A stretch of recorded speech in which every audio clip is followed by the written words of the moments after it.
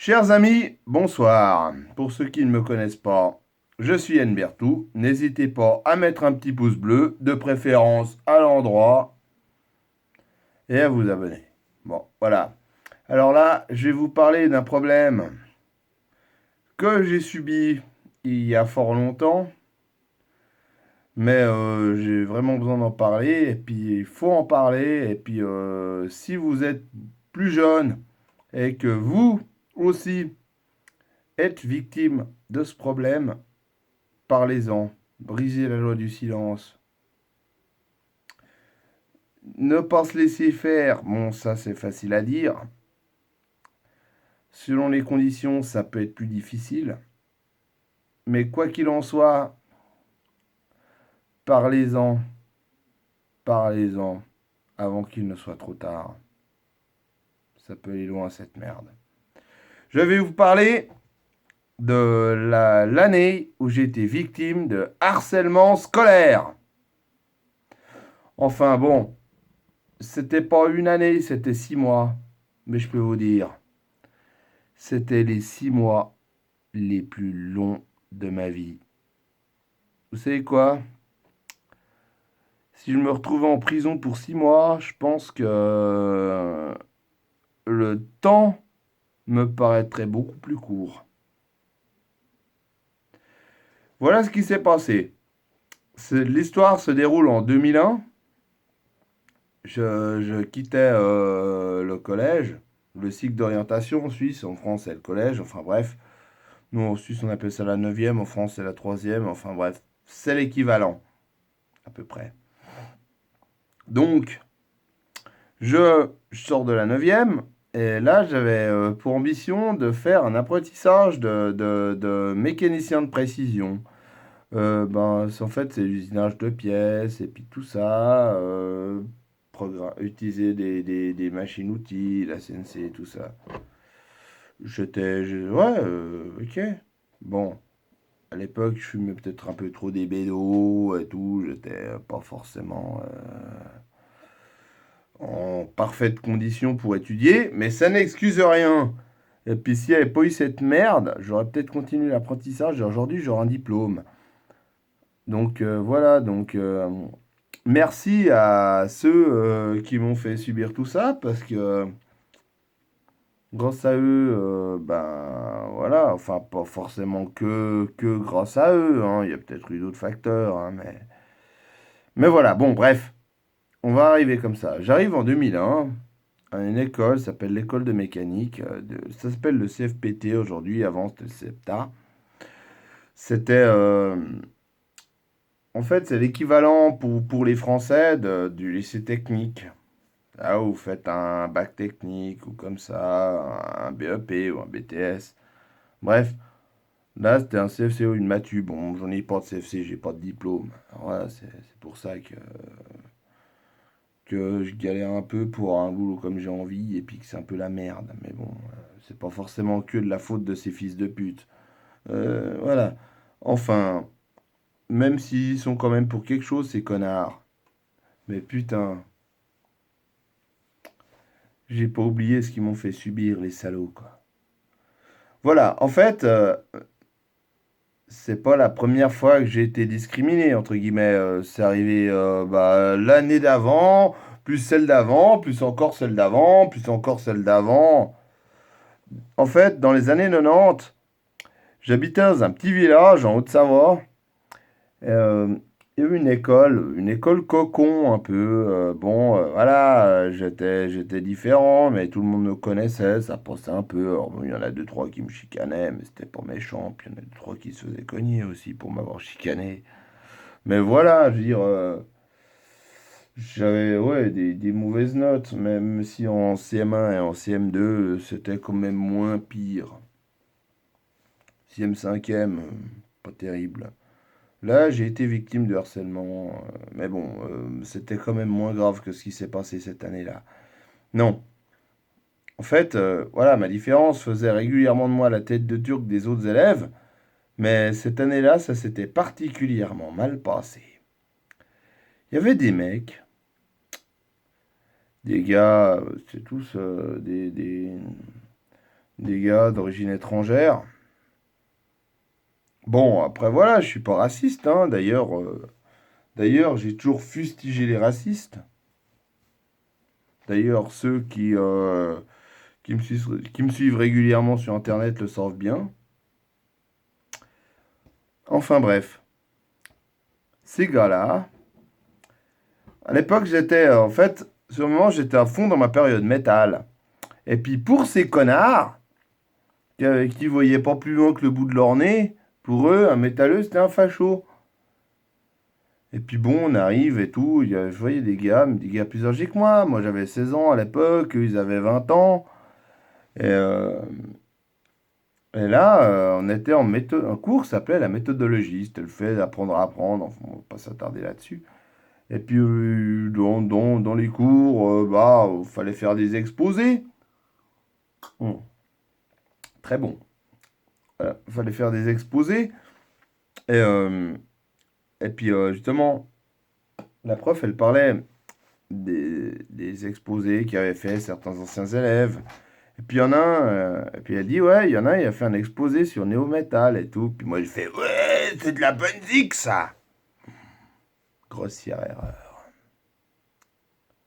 J'ai très vite été victime de ce qu'on appellerait discrimination positive. Enfin, je vois pas vraiment ce qu'il y a de positif là-dedans. Enfin, c'est comme ça que ça s'appelle. Donc, on va appeler ça comme ça, hein. J'ai été victime de discrimination positive.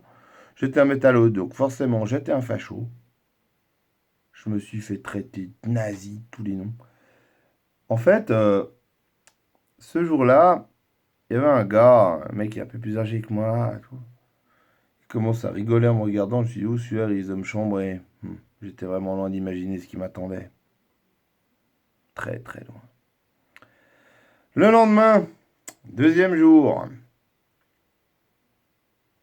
Non, c'était le troisième jour. Le troisième jour. Le deuxième jour, c'est là où j'avais raconté l'histoire. Troisième jour. Le gars, il commence à dire, hé toi, hé toi, hé toi. Ouais, toi, celui qui écoute la musique de Skinhead. Et toi, le facho, tout, comme ça. Je dis, mais attends, mais putain, tu te calmes, et toi? Ouais, tu me crois, sinon je te pète la tête, et tout. Putain, les jours qu'on suivi. Ils ont commencé un peu à me chicaner, à me chambrer, mais c'était pas trop méchant.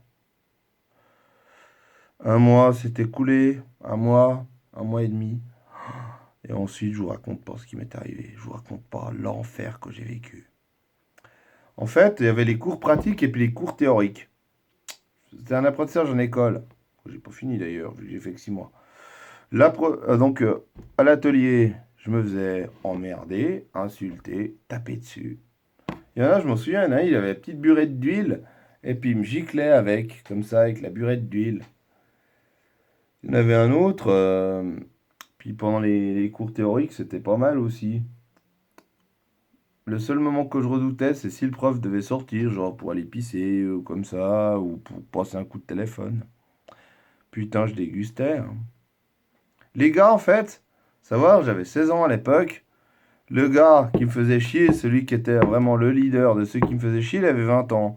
Puis il avait un autre gars, c'était sa marionnette, il avait 21 ans. Au début, il avait l'air sympa le gars, et il a vite commencé à me faire chier.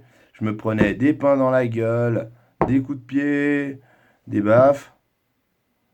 Je me faisais persécuter comme c'est pas possible. Je m'en souviens une fois, il y en avait un, il avait dit ouais, il commençait à me tabasser pendant la pause et tout. Il m'appelait Chelou en fait. C'était le surnom qu'il m'avait donné. Il m'appelait Chelou. Ouais, ouais, Chelou.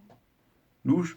Alors bon, d'ailleurs, une dizaine d'années plus tard, j'avais croisé un des gars qui était à cette école-là. Bon, c'était pas vraiment un de ceux qui me faisait vraiment chier, quoi. Il m'avait pas fait chier, vraiment, mais il avait eu le malheur de m'appeler comme ça, mais j'ai failli. Mais putain, ça faisait 10 ans, mais le gars, c'était toujours tellement ancré là, quoi, vous voyez?